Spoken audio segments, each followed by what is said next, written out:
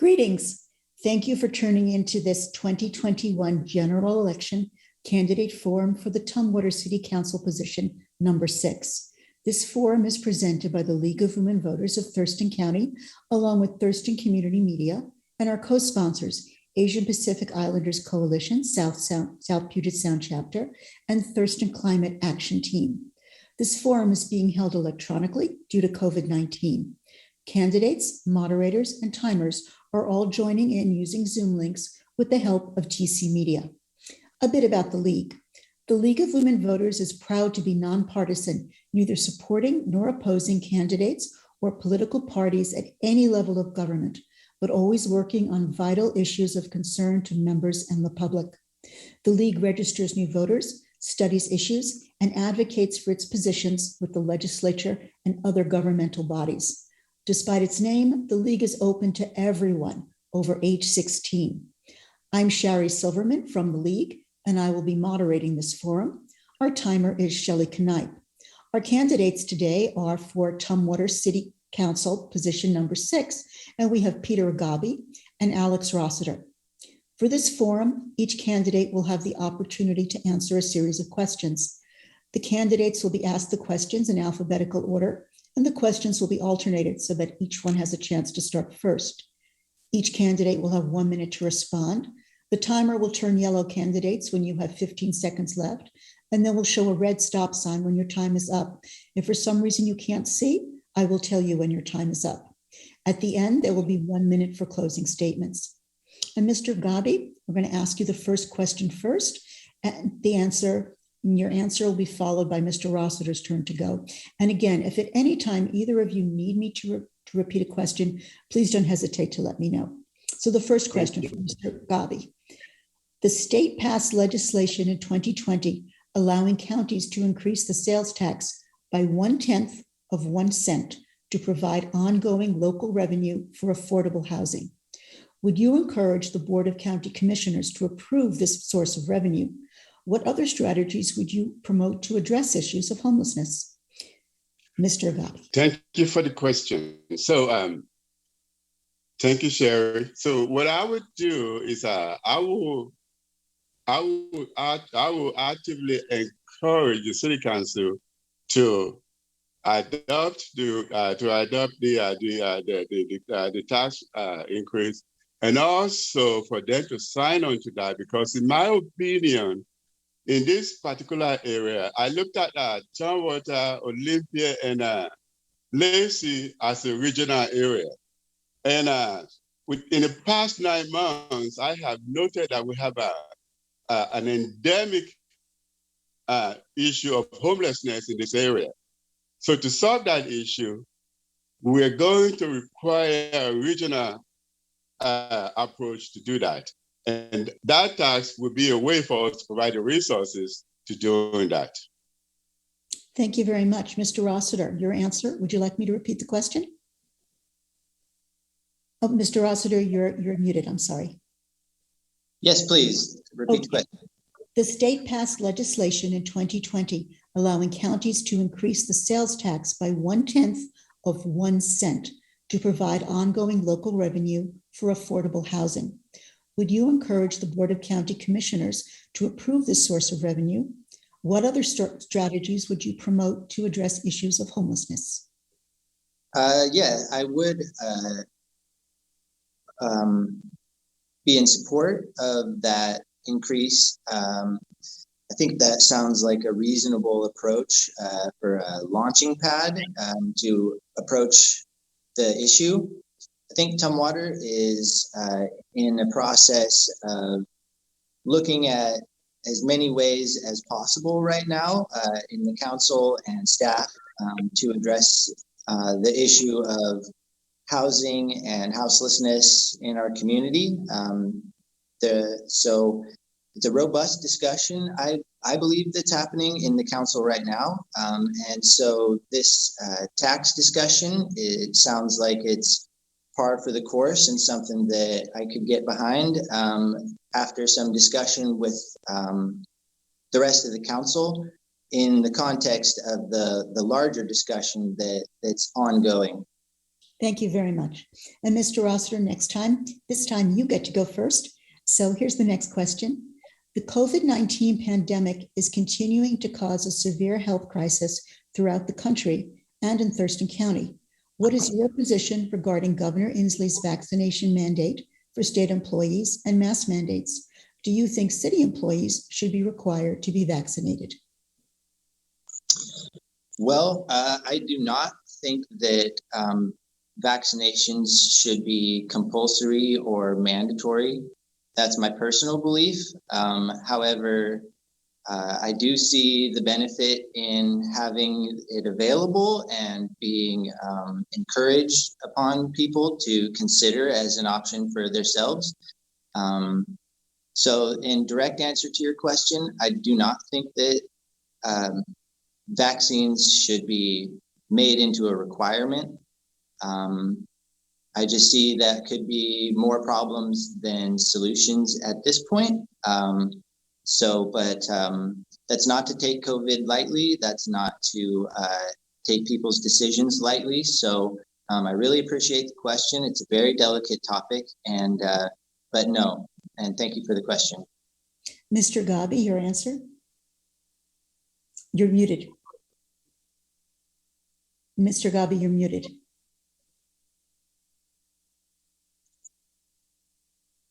Thank you.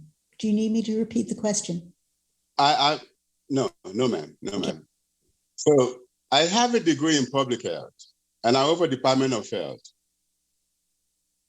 From what I know from how our epidemics are solved in public health is you have to get enough masses to be inoculated. So now the governor have asked for a mandate. In terms of taking care of COVID in our state, we will have to have a way for which to inoculate enough people so that we can get rid of COVID. A lot of businesses have closed during this pandemic just because people weren't patronizing them.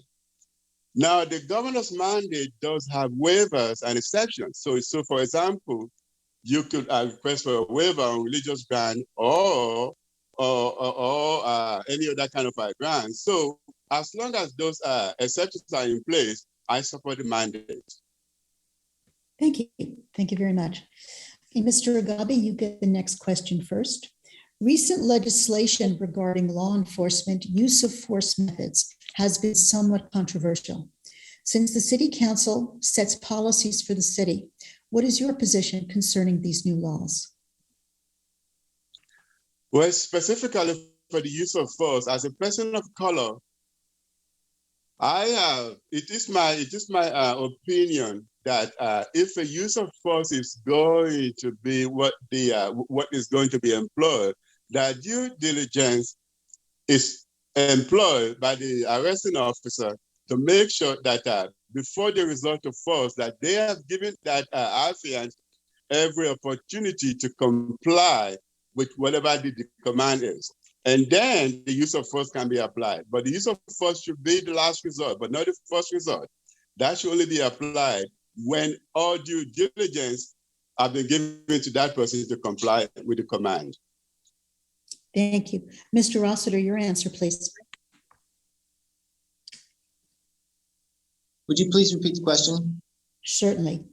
Recent legislation regarding law enforcement use of force methods has been somewhat controversial. Since the City Council sets policies for the city, what is your position concerning these new laws? Well, my position is in support of our law enforcement officers, but the use of force legislation has actually been widely approved by what I believe is much of the public. Some of the changes that I think are quite positive have to do with the Citizens Advisory Committee surrounding incidents of use of force. So Tumwater has been recruiting for that. And so, I'm excited to see how that plays out should there be an incident or occurrence.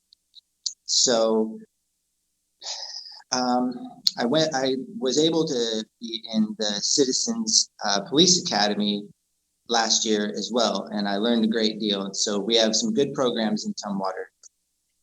Thank you very much. And Mr. Rossiter, this question goes to you first.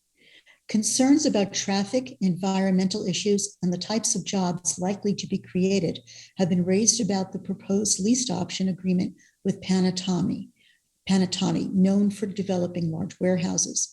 This project will include an interlocal agreement between Tumwater and the Port of Olympia, as well as a development agreement with the port and Panatami. Do you support this program, and why or why not?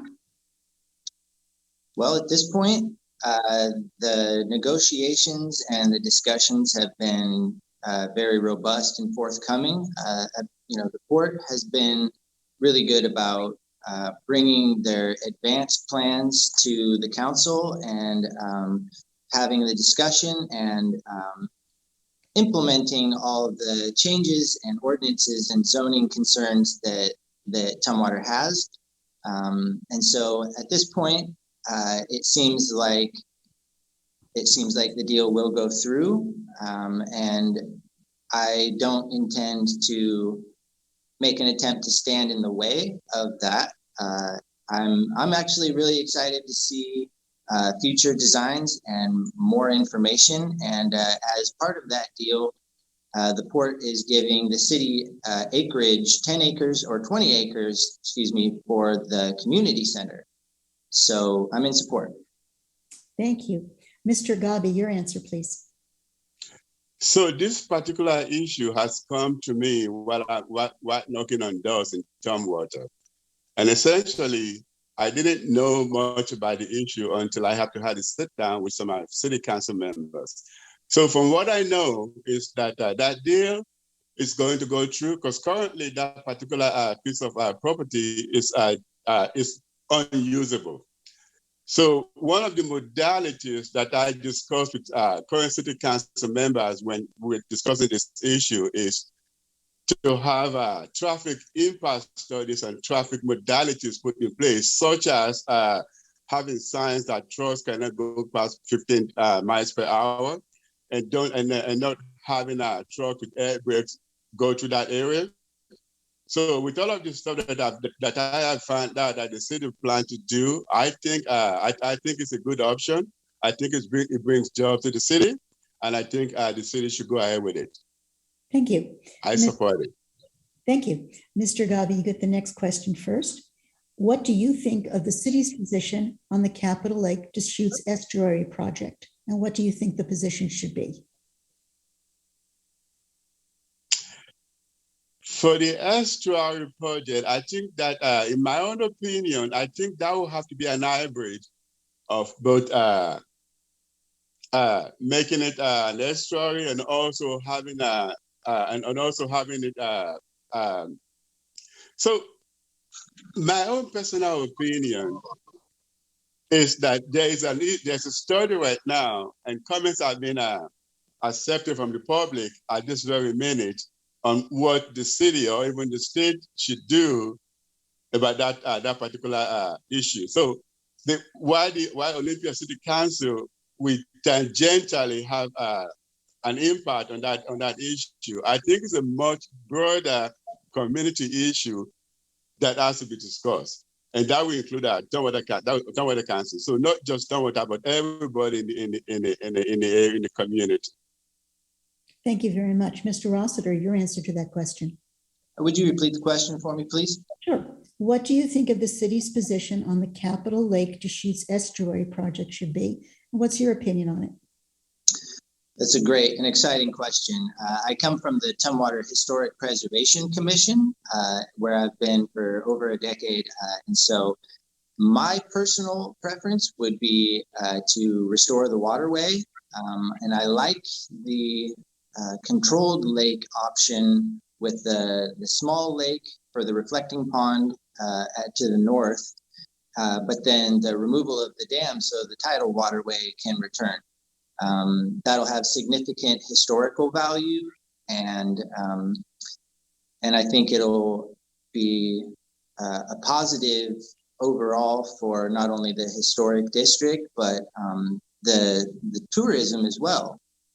So my personal preference is I like the managed lake option and the estuary, and I hope that the city will move in the direction along in that direction of consent.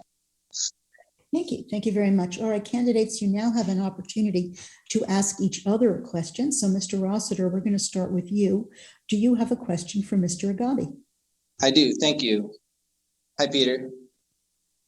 My question for you today, please describe your involvement with the city of Tumwater, whether that's boards or commissions, employment, volunteering, or other campaigns, and specifically how those experiences have prepared you or qualify you for this service position. Thank you. So I have not served on any board in this area, and I have not involved myself in the city council's business, but I moved from Portland, Oregon down to Turwater in 2006.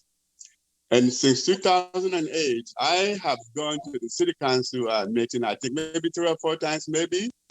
And I received from the city itself, agenda and minutes from the city council. I actually got one yesterday that I deleted this morning. So having said that, in terms of what I have done in the past, my kids are in the Turwater School District, and because they're in Turwater School District, I believe that as a parent who live in this community, who own a home in this community, I'm heavily vested in this community. Thank you very much. And Mr. Agabi, do you now have a question for Mr. Rossiter? Okay. So, Mr. Rossiter, the last time I saw you at an event in Turwater, you made the comment that you are here to preserve the legacy of Turwater. So now my question is, when you say legacy, it is my understanding that Turwater was founded by George Bush, who is a Black man. Is that the legacy you are trying to preserve or any other kind of legacy? Please inform me. Thank you. That's a wonderful question, Peter. Thank you. And great memory, too. Yes, Tumwater has a really rich legacy and history, full of a lot of really positive and influential and inspiring stories, not the least of which is the Simmons-Bush Party, and the story of why they came from Willamette all the way up here was due to discrimination against Mr. Bush. And so consequently, the entire Wagon Party, instead of letting Mr. Bush deal with his own consequences on his own, they all stayed together and came all the way up north to the middle of nowhere and stayed together and founded a community based on equality and friendship and trust and hard work, and so that's a great one great frontier story that Tumwater has, one of only just many, many, many. So it's a great question. Thank you very much. All right. Thank you. Candidates, you now have an opportunity to provide a 1-minute closing statement. Mr. Agabi, you can go first. Your closing statement, please. So my name is Peter Agabi. I'm running for Turwater City Council position number 6. If you ask me why am I running for Turwater City Council, my answer would be, I relocated from Portland, Oregon down to Turwater in 2006. And in my previous life, I tutored and mentored at-risk youth, Multnomah County at-risk youth. Multnomah County is the Portland area. So the at-risk youth are youth who are ward of the court, who live in foster homes, who they're mentoring, whether they're in high school, grade school, or middle school. And as a parent who have kids in high school, middle school, and grade school, and I have been in this community for the past 15 years, I believe that I'm heavily invested in this community. I know this community. I have what it takes to be a city council member because I work for Department of Health. My public health informed me that with the pandemic that is going on in this area, we can do a whole bunch of stuff, take care of the homelessness to make sure that this city is viable and livable. Thank you very much. Mr. Rossiter, your closing statement, please. All right, Alex Rossiter for City Council of Tumwater. So It's really a pleasure to be here. This has been a wonderful forum. It's been great, Peter. So thanks for being here with us. And so I've been on the Historic Preservation Commission for, I believe, 11 or 12 years now, and I've been the vice chair for 4 of those. I adopted Trosper Road through the city's Adopt a Road program, and I happily clean the road, which is really close to my house. I too have a son in high school, and I have a 7-month-old baby whom I'm teaching to skateboard, which is something that I'm passionate about, which is outdoor sports and recreation and parks and trails. And I started the Citizens campaign to raise awareness that Tumwater needs a skate park. So that's in my platform as well. And I'm a family-oriented, safety-first, and a nice, clean city that I grew up in. I'd like to see be provided for the next generation. Thank you very much to both of you. And thank you both, Peter Agabi and Alex Rossiter, for participating in this forum. We thank TC Media for producing this program, and we thank our co-sponsors, Asian Pacific Islander Coalition and the Thurston Climate Action Team. This forum will be available on TC Media channels, the League of Women Voter websites, and as a YouTube video. We are producing this forum and other forums for other positions in the county, including the district port and also Olympia City Council positions. And they will all be available through the League website. We're glad that you have taken this opportunity to view this forum. We urge you to be a voter. We remind you to vote in the general election beginning October 15th and closing on November 2nd, 2021. Thank you so much for your time today, and thank you for participating in democracy.